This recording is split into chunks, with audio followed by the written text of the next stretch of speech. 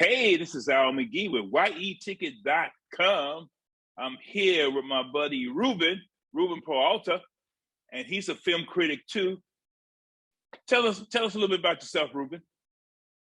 What's up, Al? I'm Ruben. I'm from Miami. I live here since 2014. I'm from the Dominican Republic, and I've been doing film criticism for 20 years. So, I was raised watching movies. It's hard not to follow whatever is happening around.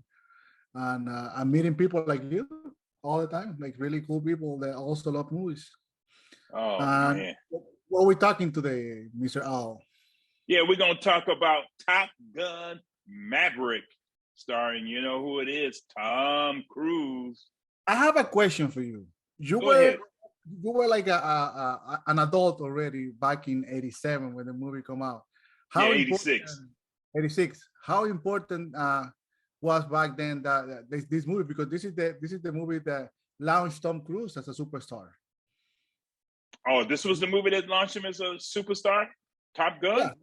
I mean, before this, what did he have? Basically, Risky Business.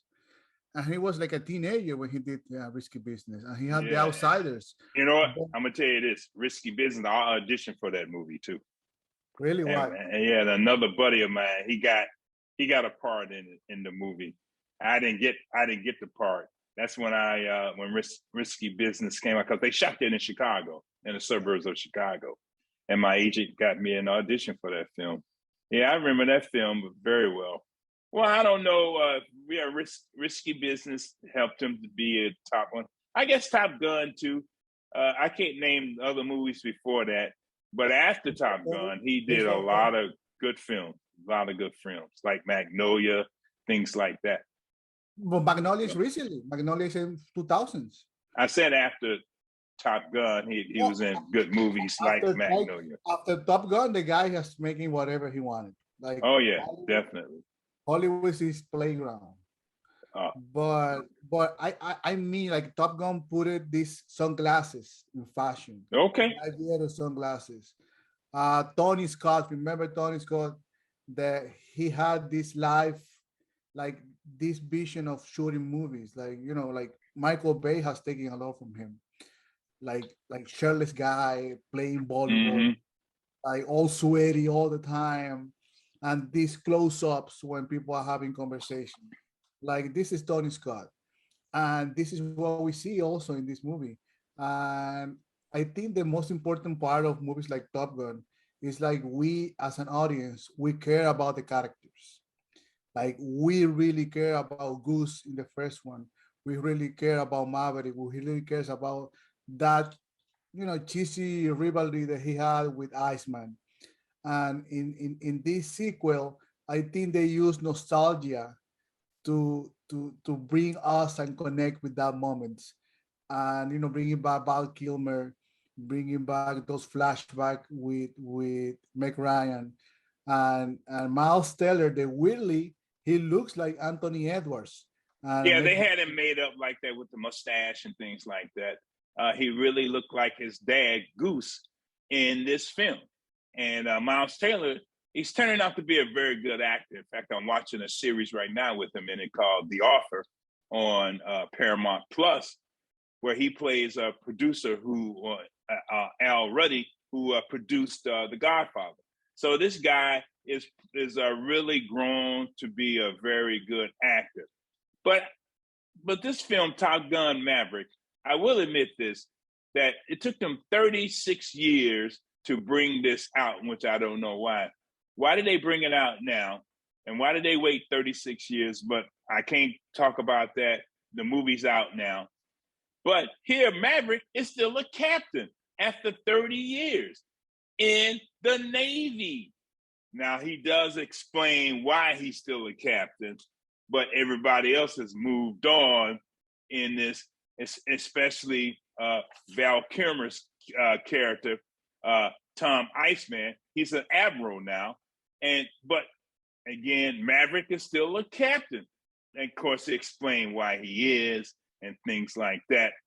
But Captain Pete Maverick Mitchell, he's still a captain after 30-something years in the Navy.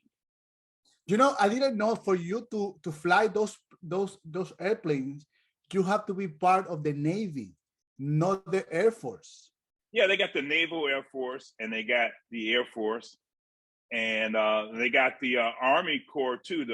They got some planes too. Because I'm a veteran. I used to be in the Air Force, so that's how come I know so much, somewhat about it. But that was so many years ago when I was in the Air Force. I was in the Air Force during the Vietnam era. But anyway, this film here, though, I thought it was well made. I feel that the director, Joseph Kosinski, he did a very good job directing this, but it took like 4 script writers to write this script. I think everything comes on board when Christopher McGuire he grabbed the script. Remember, Christopher McGuire has been working with Tom Cruise in the past 4 Mission Impossible movies. Mm-hmm. This guy wrote the script for The Usual Suspect, and he had directed before really good movies. I think that's why it was 36 years, because Tom Cruise wasn't kind of not too interested in make a sequel about a movie like you can't think about it, what kind of sequel you're gonna give it to Maverick story. Now after 36 years makes sense. But for me, I just felt like it was like a huge hole between those 36 years, because we don't remember what happened with the character that Charlie's character was Kelly McGillis. Like they never, I don't remember that they say something about her, but they include Jennifer Connelly apparently in a second life that this character had back in Iraq when they had something with her husband, or her late husband.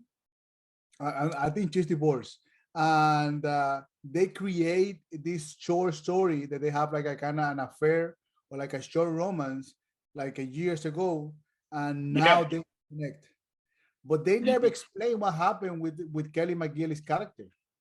No, they sure they didn't, and but they left it out, and I don't think anybody's going to really remember it. But but I think people who saw Top Gun, the first one, they will remember. But also, the the chemistry between Connolly and Cruz, that was very good. They still Yeah. have it, and it still worked for them too in this film. I thought it worked for them too. Also in this film too is John Hamm. He plays an admiral.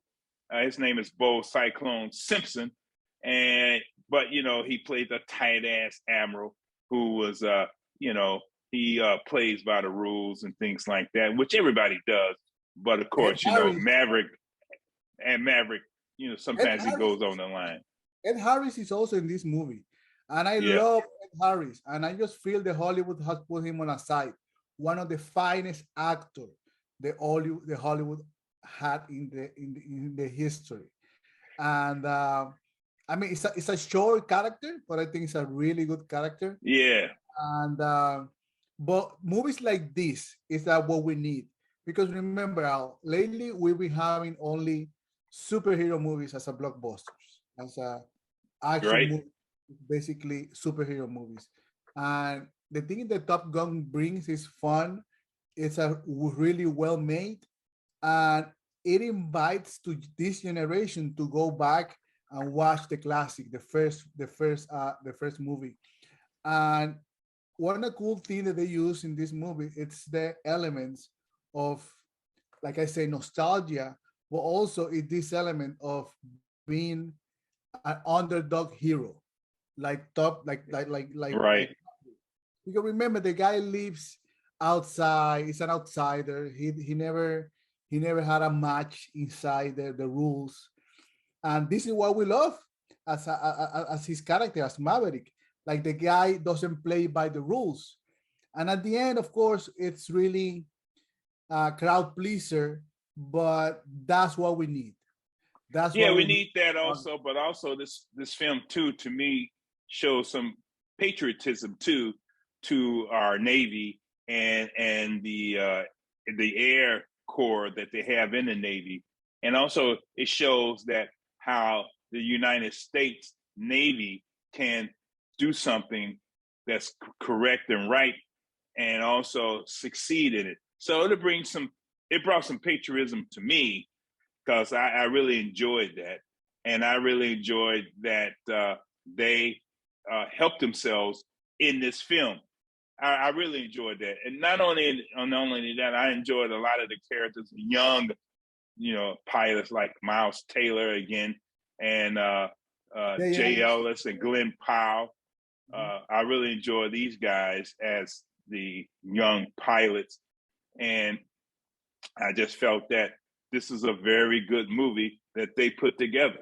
It really is. And again, I give props to the director and also to Paramount Pictures too, because they really did a great job with this and distributing this and getting all of the publicity that they need for this film. And I'm going to give this 4 palm trees out of 4. I'm rating this film 4 palm trees out of 4 for Top Gun Maverick. I highly recommend people to go to the biggest screen that they can find and the loudest room, because you're going to have so much fun. Since the first sequence when Tom Cruise deal with an airplane, your mind will be blown away with Oh, the yeah. sound and everything. Just don't watch this at home. Don't do it. Don't watch this in a cell phone. Go to the biggest screen that you have, like IMAX, whatever is in your town. Watch it in the biggest, loudest screen that you can find. Yeah, I saw it in IMAX, and I was very, very glad that I did. Yes. And it really put me in the film. Well, this is it. I mean, you give it a 4, I give it a 3. I think 4 is... 3 out of 4, 3 out of 10, 3 out of 4? No. You say out of 4, I give it a 3. Out of 10, I give it an 8. Oh, okay. All right. Well, it's still a good rating. Because I really think you don't have to be a masterpiece to be a fun, entertaining, and well-made movie. And this is Top Gun Maverick. It's a really good movie, and I think it probably we made on the best of the year. Yeah, and again, as you mentioned, this will bring people to the theater. Yeah, and that's what the theater's owners, that's what they want. They want people to come back. The good thing is going to bring many generations. My generation, your generation, and these new people who are starting to love Tom Cruise because the Mission Impossible movies, they're going to go back and watch Tom Cruise doing awesome things in the screen. And I have a hypothesis that I always say. What? For me, Tom Cruise is the biggest star that Hollywood has ever made. If you think about his career, the guy has done everything. See, from blockbuster, from working with the best directors in Hollywood, from doing independent movies, from being a villain like he did in this movie with Jamie Foxx that he's a killer, making comedy with Tropic Thunder. Like, he has done everything and has done it in 40 years, like more than 40 years. He's on top of everything in these 40 years. And of course, we can argue with Will Smith, with Denzel Washington. Probably those are the biggest name right now, Tom Hanks. But as a star, remember, I'm talking about Tom Cruise.